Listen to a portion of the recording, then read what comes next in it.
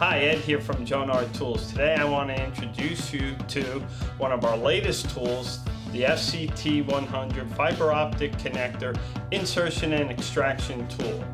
The FCT-100 is used to insert and remove small form factor connectors in fiber optic patch panels used in fiber to the home, outside plant, and other fiber optic applications. Like most Jonard tool products, the FCT-100 is covered by our Made-for-Life lifetime warranty and can be purchased through one of our distributors located on our website, www.jonard.com. The FCT-100 has a 3.5-inch long jaw, making it easy to reach into deep and crowded patch panels without disturbing adjacent cables. Simple to use.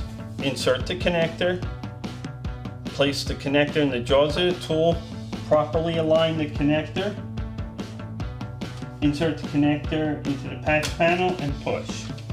When working with LC connectors, place the short jaw in front of the lock, insert the connector into the patch panel and push until you hear a click sound.